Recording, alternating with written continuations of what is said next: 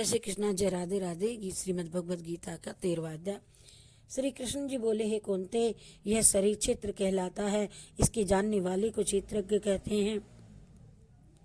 इस संपूर्ण क्षेत्र में क्षेत्रज्ञ मुझे ही जान। क्षेत्र और क्षेत्रज्ञ का जो ज्ञान है, मेरे मत से वही ज्ञान है।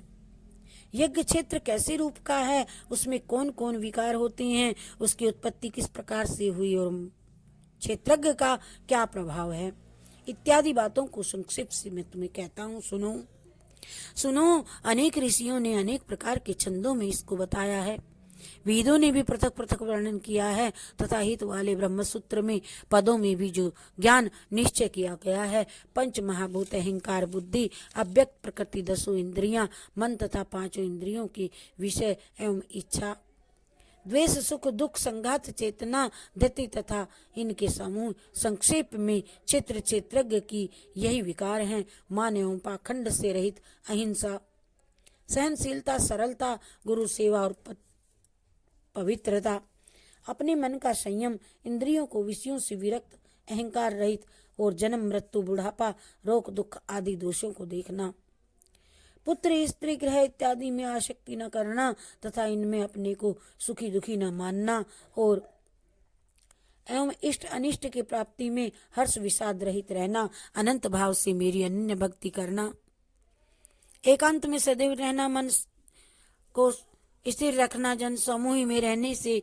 विराग सदा स्मरण रखना कि मैं परमात्मा का ही अंश हूँ। ज्ञान प्राप्ति के उद्देश्य से मोक्ष को सबसे श्रेष्ठ मानना, इसे ही ज्ञान कहते हैं। अब ज्ञेय का स्वरूप वर्णन करते हैं। जिनको ज्ञान जान करके मनुष्य मोक्ष को प्राप्त होता है, वह आदि रहित, बड़ों से बड़ा, अकथनीय होने से न सत्य ही कहा जाता है और न असत्य ही कहा जाता है। सब और उसके हाथ और चरण और पैर और नेत्र और सिर और मुख है।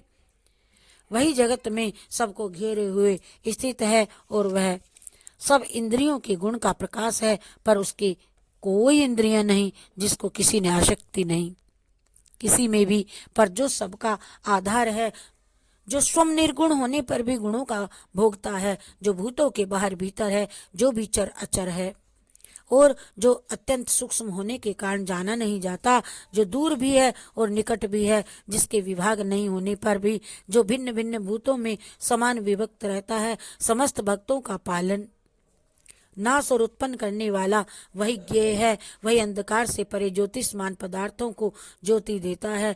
वहाँ ज्ञान जानने योग्य पदार्थ, ज्ञान द्वारा जानने योग्य सबके हृदय में वास करता है। इस प्रकार क्षेत्र, ज्ञान और ज्ञेय, इसको संक्षिप्त में कहा। इसे जान करके मेरा भक्त मेरे पद के योग्य होता है। प्रकृति तथा पुरुष दोनों ही अनादि हैं। विकारों और गुणों की उत्पत्ति प्रकृति से हुई है। कार्य तथा कारण को प्रकृति उत्पन्न करती है। पुरुष तो सुख व दुखों का भोगता है। प्रकृति में पुरुष रहता है, प्रकृति के गुणों का उपयोग करता है। तदनुसार उत्तम एवं अधम योनियों में जन्म लेना है। इस प्रकार गुणों के साथ जो प्रकृति और पुरुष को जानता है, उसका रहन सहन चाहे कैसा भी हो, जैसा भी हो, पुनर्जन्म उसका नहीं होता। कोई ध्यान से, कोई सांख्य से, योग से तथा कोई कर्म योग द्वारा अपने को आत्मा में देखते हैं, परंतु कोई तो इस प्रकार न जानते हुए भी दूसरों से सुनकर ध्यान करते हैं और श्रद्धा से सुनकर के वे भी मृत्यु के पार चले जाते हैं। रे अर्जुन, स्थावर व जंगम सब उत्पन्न प्राणी क्षेत्र तथा क्षेत्रज्ञ के संयोग से ही होते हैं। परमेश्वर सब भूतों में समान रूप से ही है। भूतों के नष्ट होने पर भी उनका नाश नहीं होता। सब में समान रूप से स्थिर परमेश्वर को देखता हुआ जो आप ही आत्मा का नाश नहीं करता, वह उत्तम गति प्राप्त करता है। जो ये देखता है कि वह भिन्न भिन्न भूतों को परमेश्वर के बीच एक रूप देखता है और उसी से उनका विस्तार है, तब वह ब्रह्म को प्राप्त होता है। हे भारत, जैसे एक ही सूर्य समस्त लोक को प्रकाशित करता है, वैसे ही क्षेत्रज्ञ समस्त क्षेत्र को प्रकाशित करता है। जो लोग ज्ञान दृष्टि से क्षेत्र एवं क्षेत्रज्ञ के भेद को तथा भूतों की प्रकृति को देख करके मोक्ष का उपाय जान लेते हैं, वे परम पद को पा जाते हैं। बोलो जय श्री कृष्ण चंद्र भगवान श्री कृष्ण। श्री कृष्ण श्री कृष्ण गोविंद हरे मुरारी, हे नाथ नारायण वासुदेवा। श्री कृष्ण गोविंद हरे मुरारे।